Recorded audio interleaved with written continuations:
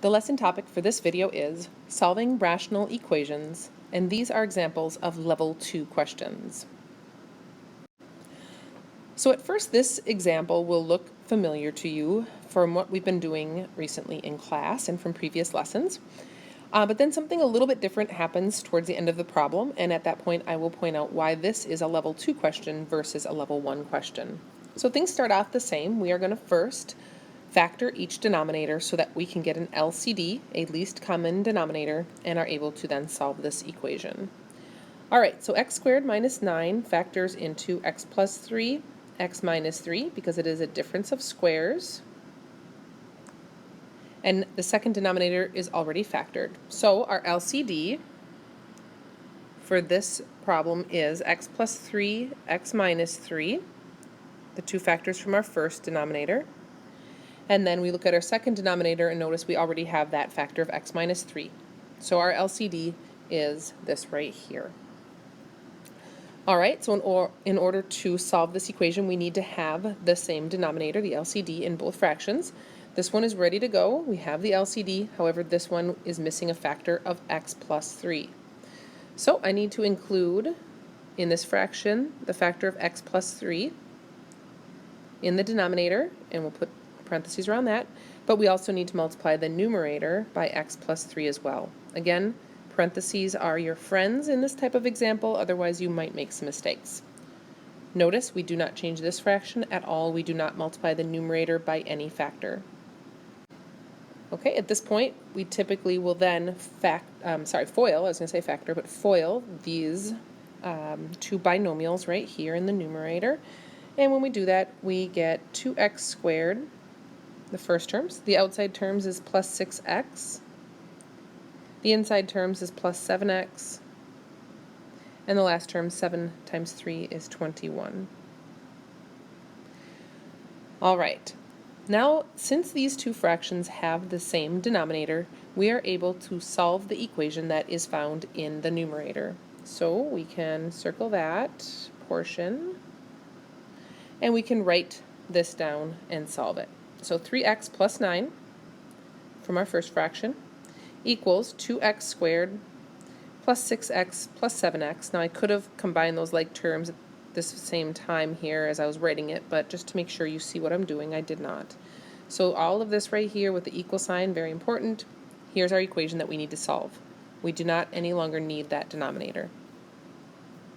So to do this now, we're going to notice here is where things are a little different. Okay, notice we have an x squared term right here. That x squared term is not going to cancel out by subtracting another x squared term because we don't have another one. So therefore this is a quadratic equation, right? And when we have a quadratic equation, that will make this a level 2 question. Because now we need to use our skills at solving a quadratic equation instead of just a linear equation. So the first thing I'm going to do is remember that when you have a quadratic equation to solve, the first thing you need to do is you have to make sure that everything's brought to the same side and it equals 0.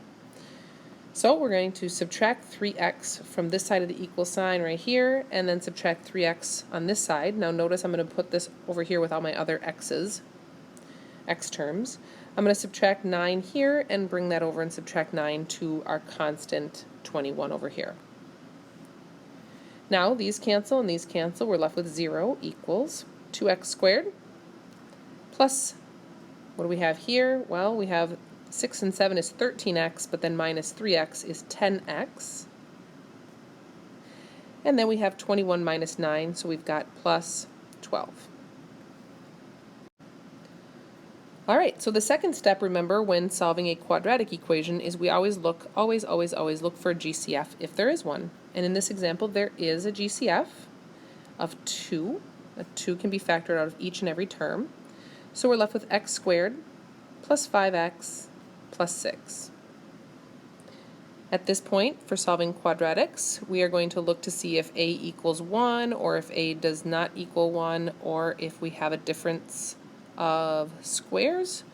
And if none of those work, the fourth thing is that we have to think about using the quadratic formula. Alright, so in this case we have an a equals 1 quadratic right here, And so we can think about that 6 off to the side, and 6 does have factors that will work here because 6 is 1 times 6 or 2 times 3.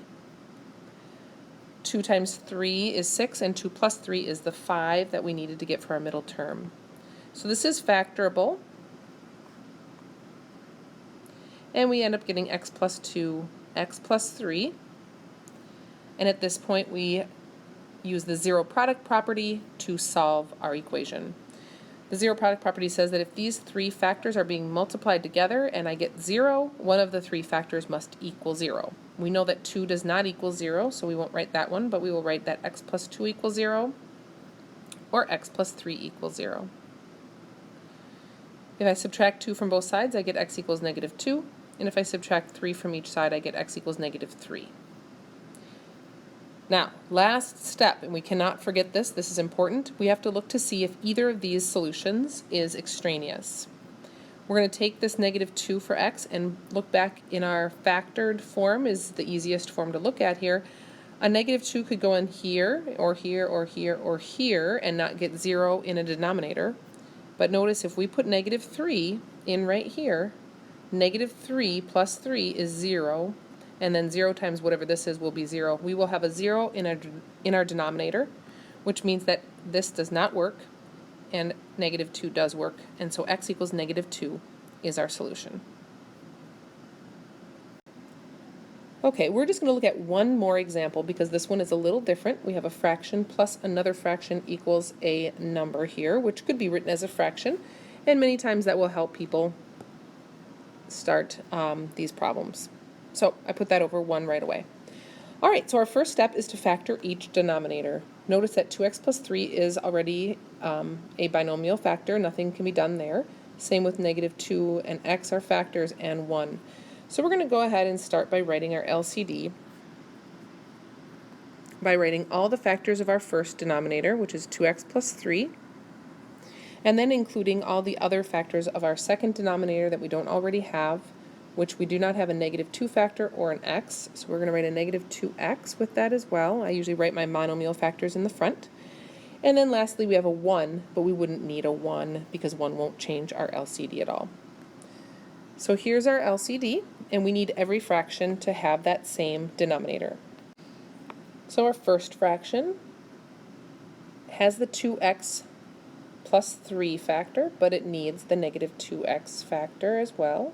And the numerator will need it too, so negative 2x there. Our second fraction has the negative 2x factor, but does not have the 2x plus 3, so we're going to include the 2x plus 3 here. And the 2x plus 3 in the numerator, and make sure you put this other binomial factor in parentheses. And then notice that our third fraction needs all of this LCD because it only has 1. So we're going to need to multiply this by negative 2x and 2x plus 3. And same thing on the numerator. In the numerator, we'll have to multiply by negative 2x and 2x plus 3. All right, so now we do have an LCD. Every fraction has the same denominator. We can solve now the equation in the numerator. Now if you wanted to, you could just circle this whole numerator and write all that down here and start solving from there. I personally like to first do my foiling here, or distributing here I should say, and foiling here and distributing here. However you'd like to do it will work as long as you're using the appropriate steps. First thing I'm going to do here is then distribute here. And I'm going to get negative 2x squared minus 10x. And next I'm going to FOIL right here. Okay, and when I do that I get 2x squared and then plus 3x minus 2x and minus 3. And then I'm going to distribute over here, but this is a little bit crazy because what we've got is a negative 1 times negative 2 times x right here. If you think through this, this will be negative times negative, which is positive, and 1 times 2, which is 2. So we've got 2x here if we wanted to simplify that. So if you want to rewrite that as 2x and then 2x plus 3, and then now do your distributing, it might make a little bit more sense. And we've got 2x times 2x, which is 4x squared, and then we have plus 6x. Now we are finally ready to solve the equation in our numerator. I'm going to circle this here in yellow for a different look. Don't forget that plus sign. Don't forget this equal sign down here. We need to solve the equation that is shown right there. Little sloppy looking, looks like a little dinosaur. Okay, so anyways, we're going to write negative 2x squared minus 10x plus, and I'm glad it's an addition. We should have looked at that right away at the beginning. If it's subtraction, make sure you change that to adding the opposite, but it was not here.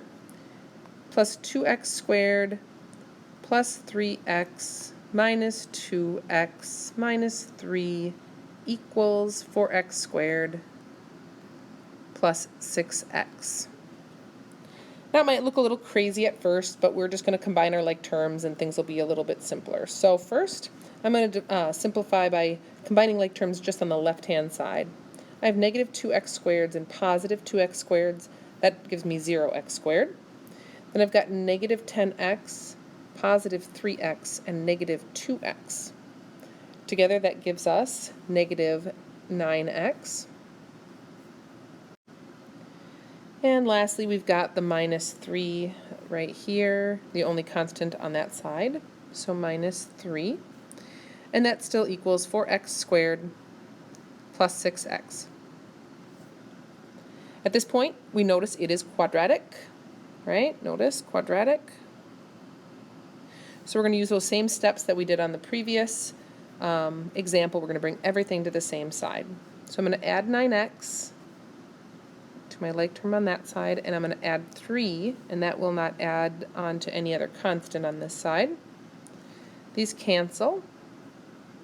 We get 4x squared plus 15x plus 3. All right, and now after it's set equal to 0, we look to see if it's factorable. Now this would be an a equals something other than 1, and so we're going to use our magic number process if possible. So we have 12x squared, and we notice the factors of 12 are 1 times 12, or 2 times 6, or 3 times 4. And in none of these cases do we get 15. So because of that, we cannot factor. It's not factorable. And the only process left for solving this would be to use the quadratic formula. Remember, to do that, we are going to name this as our A. This is B here, including the sign in front of them, and C. And you are going to use x equals negative b plus or minus the square root of b squared minus 4 times a times c all over 2a. Now, I would ask that you go ahead and plug those values in and solve, and make sure you come up with the correct answer to practice that. Level 2 questions will include this process many times. So, it's good practice for you. Here are the answers that you should come up with when you are done.